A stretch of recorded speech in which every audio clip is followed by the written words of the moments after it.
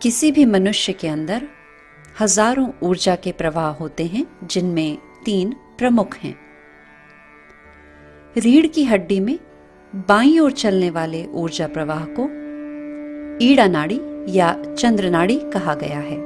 यह रीढ़ की हड्डी के निचले हिस्से में स्थित सबसे पहले चक्र मूलाधार चक्र से शुरू होकर रीढ़ की हड्डी के पूरी बाईं ओर से होती हुई हमारे सिर या मस्तिष्क में दाईं ओर आकर खत्म होती है।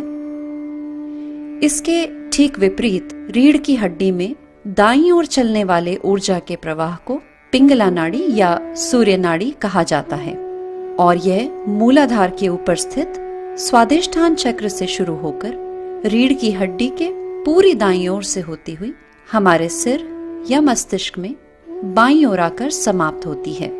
इन नाड़ियों की अलग अलग प्रकृति होती है, जिसका मानव के व्यवहार पर गहरा प्रभाव होता है। ईड़ा नाड़ी हमें स्मृतियां, इच्छाएं, भावनाएं प्रदान करती है और यह हमारे भूतकाल से जुड़ी होती है।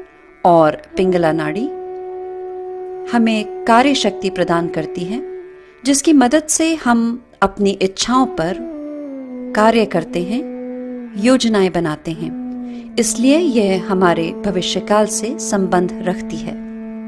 ये 2 अलग तरह के स्वभाव मानव को सृष्टि ने प्रदान किए ताकि वे उन्हें संतुलन में प्रयोग कर सके।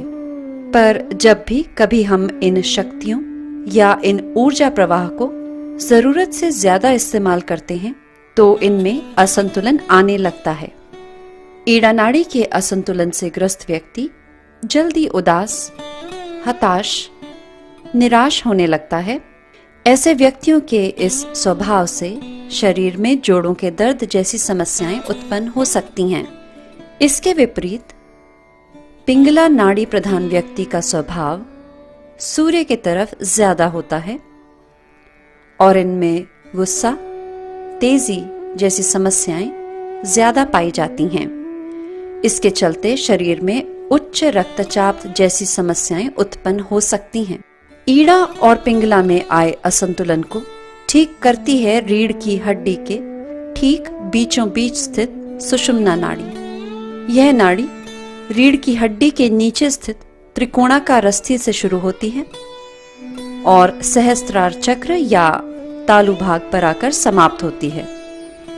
त्रिकोणाकार अस्थि में स्थित कुंडलिनी जब सुषुम्ना नाड़ी से उठती हुई सहस्त्रार तक आती है तो हमें ईड़ा और पिंगला से आने वाले असंतुलन से राहत महसूस होती है, जिससे ध्यान करने में सहायता होती है।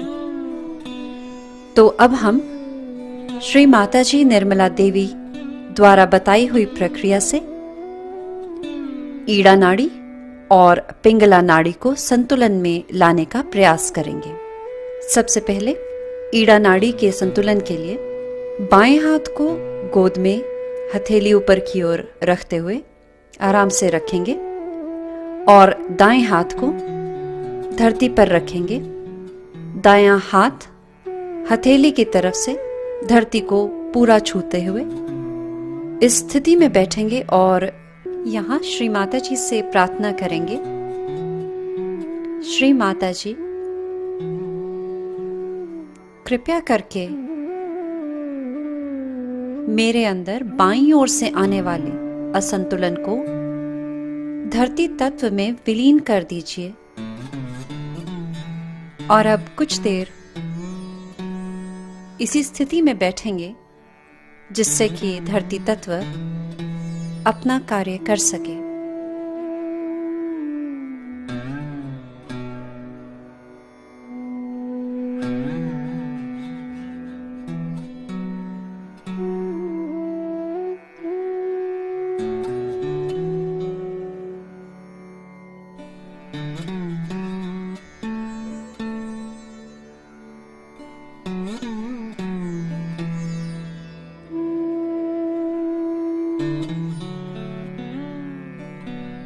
अब हम पिंगला नाड़ी के संतुलन के लिए दाएं हाथ को गोद में हथेली ऊपर की तरफ रखते हुए आराम से रखेंगे और बाईं बाजू को कोहनी पर मोड़ते हुए हथेली को अपने से पीछे और रखते हुए आकाश की तरफ रखेंगे।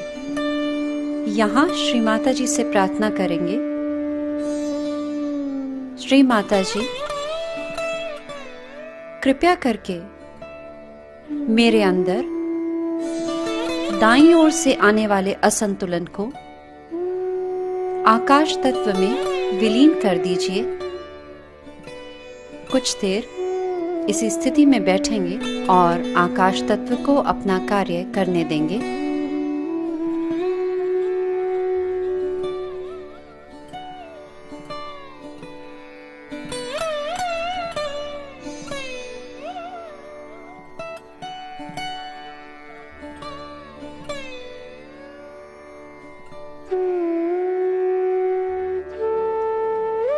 अब अपने दोनों हाथ चित्र के अनुसार खोलकर बैठ जाएं और श्री माता जी से प्रार्थना करें, श्री माता जी कृपया मुझे ध्यान की अवस्था में ले चलें, कृपया मुझे मेरा योग प्रदान करें। ये प्रार्थना धीरे धीरे 2 या 3 बार करें और प्रार्थना करने के बाद मौन अवस्था में 5 से 7 मिनट तक बैठें।